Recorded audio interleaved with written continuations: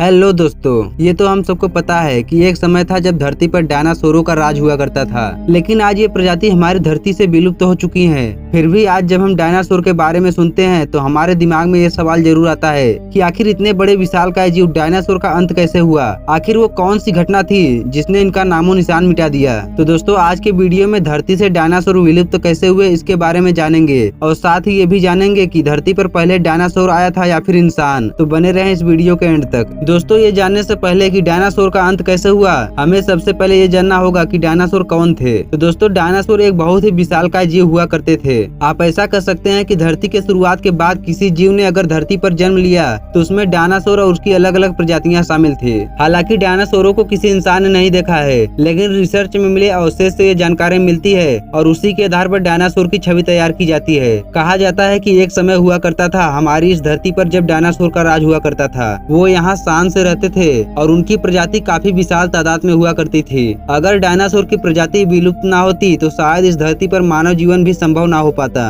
अगर हम धरती पर डायनासोर के अस्तित्व यानी डायनासोर कब पैदा हुए इसकी बात करें तो रिसर्च और साइंटिस्ट के मुताबिक डायनासोर आज से तकरीबन 16 करोड़ साल पहले इस धरती पर पाया जाता था। दोस्तों, वैज्ञानिकों के अध्ययन में ये पता लगा कि आज से तकरीबन 6 करोड़ वर्ष पहले तक डायनासोर के 500 अलग अलग वंश और 1000 से ज्यादा प्रजातियां रहती थी। इनमें से कुछ शाकाहारी थे तो कुछ मांसाहारी। कुछ डायनासोर बहुत ही शांत स्वभाव के थे तो कुछ डायनासोर बहुत ही हिंसक और खतरनाक हुआ करते थे। आपको जानकर आश्चर्य होगा कि डायनासोर की कुछ प्रजातियां जमीन पर रहती थी तो कुछ पानी में और कुछ डायनासोर की प्रजातियां तो उड़ा भी करती थी। दोस्तों, कुछ डायनासोर के पूंछ 45 फीट से भी ज्यादा लंबी हुआ करती थी जो भागते समय उनका संतुलन बनाने में मदद करती थी। धरती पर सबसे पहले मांसाहारी डायनासोर ने जन्म लिया, उसके बाद सर्वाहारी और शाकाहारी ने। इसके साथ ही ज्यादातर डायनासोर शाकाहारी हुआ करते थे और ये डायनासोर अपने चारों पैरों का इस्तेमाल किया करते थे अपने भारी शरीर को संतुलित रखने के लिए। वहीं शाकाहारी डायनासोर अपनी सुरक्षा के लिए एक झुंड में रहना ज्यादा पसंद करते थे। इसके विपरीत मांसाहारी डायनासोर अपने 2 पैरों पर भागते थे।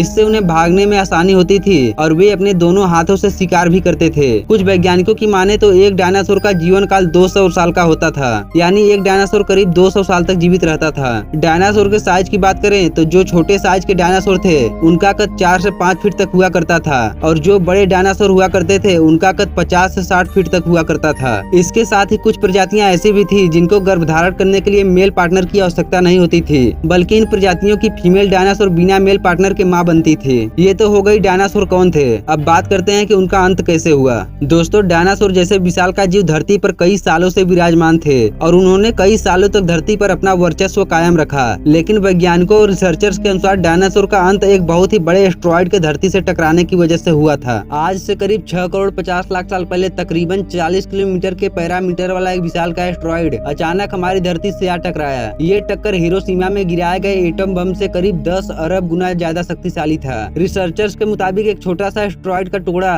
जो दूर स्पेस में से आ रही थी, वो एस्ट्रॉइड पृथ्वी से लगभग 20 करोड़ मील दूर मंगल और बृहस्पति ग्रह के बीच बने क्षुद्र ग्रह में घूम रहे एक बड़े एस्ट्रॉइड से आ टकराया। दोस्तों, इस टकराव में उस बड़े एस्ट्रॉइड की डायरेक्शन चेंज हो गई और वे क्षुद्र ग्रह से निकलकर सीधे पृथ्वी की तरफ 22,000 मील प्रति घंटे की रफ्तार से बढ़ने लगता है। जब ये एस्ट्रॉइड पृथ्वी से 3,84,000 किलोमीटर की दूर पर था, तब यदि यह एस्ट्रॉइड पृथ्वी के उपग्रह चांद से टकरा जाता तो शायद धरती से डायनासोर का अंत ना होता। लेकिन दोस्तों, नियति को कुछ और ही मंजूर था, इसलिए ये बड़ा एस्ट्रॉइड चांद के बहुत ही नजदीक से गुजर गया और हर सेकंड पृथ्वी के और नजदीक आने लगा। जब यह एस्ट्रॉइड पृथ्वी के वातावरण में आया तब इसकी रफ्तार बहुत ही ज्यादा बढ़ गई। उस समय दोस्तों इसकी स्पीड करीब 70,000 किलोमीटर प्रति घंटा हो गई थी। पृथ्वी के वातावरण में घुसते ही घर्षण के कारण ये एस्ट्रॉइड आग के भयानक गोले में बदल गया। आपको जानकर हैरानी होगी कि इसकी स्पीड इतनी ज्यादा तेज थी कि मात्र 4 मिनट में इस एस्ट्रॉइड ने अटलांटिक महासागर को पार कर लिया और कुछ ही क्षणों में एस्ट्रॉइड मैक्सिको की खाड़ी के पास जमीन में जा टकराया और लगभग 35,000 डिग्री सेल्सियस की एनर्जी वाला एक भयानक विस्फोट देखने को मिला। दोस्तों, इस एस्ट्रॉइड के धरती से टकराने के तुरंत बाद ही सैकड़ों किलोमीटर तक आग का गोला फैल गया। इस आग के गोले ने अपने रास्ते में आने वाले जीवों को उसी समय राख में बदल दिया। इस भयंकर टकराव से धरती पर भयंकर सुनामी आई, कई ज्वालामुखियों में विस्फोट हुआ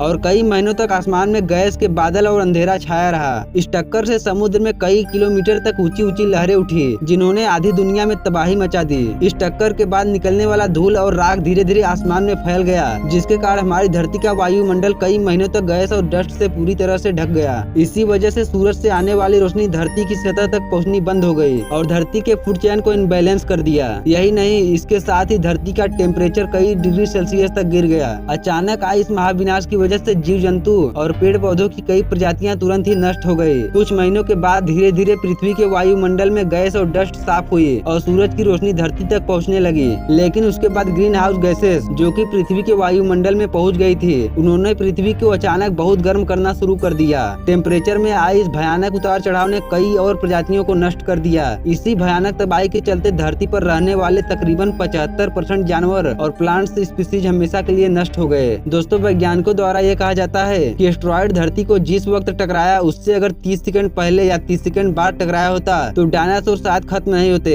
टाइमिंग की वजह से यह एस्टेरॉयड अटलांटिक या प्रशांत महासागर के गहरे पानी में गिर जाता, जिसकी वजह से इस टकराव का इतना भयानक असर देखने को नहीं मिलता। ऐसा इसलिए क्योंकि समुद्र में एस्टेरॉयड के गिरने की वजह से इसका असर जमीनी भूभाग पर कम होता। दोस्तों, ये एस्टेरॉयड मैक्सिको के यूकास प्रायद्वीप से टकराया था, जिस वजह से उस जगह पर 1 मील चौड़ा और 20 मील गहरा गड्ढा बन गया था। जब वैज्ञानिकों द्वारा इस गड्ढे की जांच की गई तो वहां की चट्टानों पर सल्फर कंपाउंड पाया गया। साथ ही एस्टेरॉयड की चट्टानों से टकराने के बाद चट्टानें धूल में परिवर्तित हो गई, जिसके परिणाम स्वरूप पूरी धरती ठंडी हो गई और कई दशक तक उसी स्थिति में रही। दोस्तों, उस समय इन सभी कारणों की वजह से 75% प्रजातियां नष्ट हो गई और जो जीव जंतु जिंदा रह गए उनमें से कुछ हैं जैसे चूहा, शार्क, मगरमच्छ इत्यादि। धरती के इस महाविनाश की वजह से डायनासोर भुखमरी और बीमारी से मर गए और कुछ परिवर्तित पर्यावरण की वजह से। वैज्ञानिकों का मानना है कि बहुत सारे जीव जंतु उस समय खत्म हो गए। डायनासोर तो उसमें से केवल एक प्रजाति थी। इस तरह ना जाने कई प्रजातियां जो धरती पर पाई जाती थी वो भी विलुप्त हो गई। तो दोस्तों, आज की वीडियो में बस इतना ही। तो दोस्तों, वीडियो पसंद आया तो वीडियो को एक लाइक और चैनल को सब्सक्राइब जरूर कर दें। तब तक मिलते हैं आपसे अगली वीडियो में।